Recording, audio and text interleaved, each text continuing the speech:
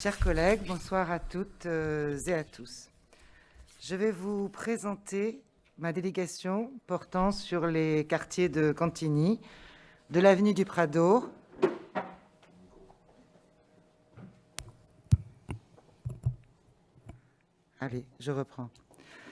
de l'avenue du Prado, de l'avenue du Prado dans sa première partie, du Rouet, de Perrier et Crémieux.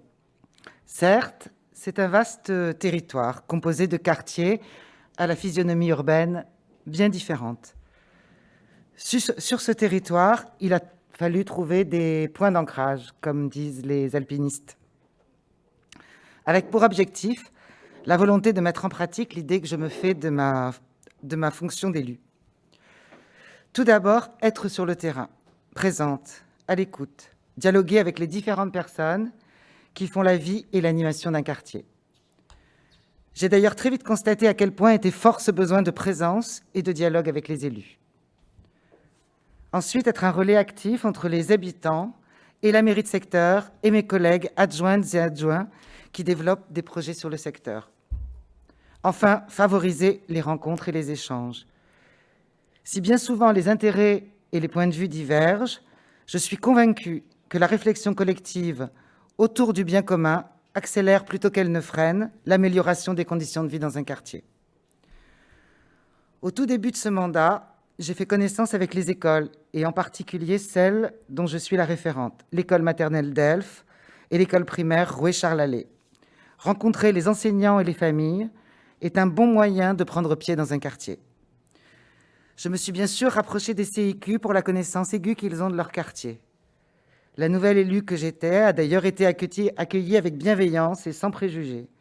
Nous avons organisé avec les CIQ des visites de quartier, avec le maire au Rouet et l'adjointe Anne Meillac à Perrier.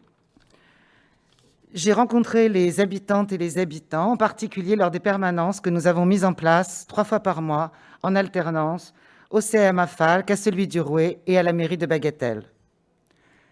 Des liens se tissent, un réseau de compétences prend forme. Qu'il s'agisse de vitesse excessive, de stationnement anarchique, de propreté ou de besoins exprimés comme davantage de place pour les piétons, d'espaces verts, de pistes cyclables, toutes ces problématiques se répondent. Ce vaste territoire semble alors plus humain, moins anonyme. En dépit de la crise sanitaire, la concertation a commencé. Au Rouet, dans le cadre de notre projet de transformation de l'espace public, visant à offrir à tous une meilleure qualité de vie, nous avons organisé une première réunion publique en visioconférence.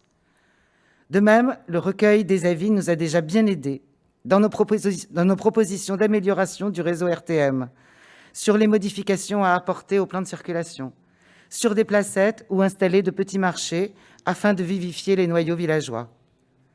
Bientôt débutera la concertation sur la rénovation complète du jardin de Corinthe.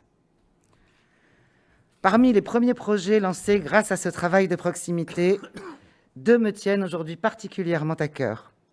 La rénovation et la végétalisation du terrain municipal situé au carrefour de la rue du Rouet et du boulevard de Maillanne, qui apportera la fraîcheur nécessaire dans un univers bien minéral, et l'étude en cours pour le retour d'une servitude de passage sur la colline Perrier en collaboration avec le CIQ. Pour terminer, il nous faut être attentifs aux transformations opérées par 2 gros chantiers et à leurs conséquences sur la vie des riverains. Celui de la bretelle Schlesing, où la passerelle sera déposée en juin, et les travaux de réseau amorcés rue Cantigny dans le cadre de l'extension de la ligne T3 du tramway. Je vous remercie.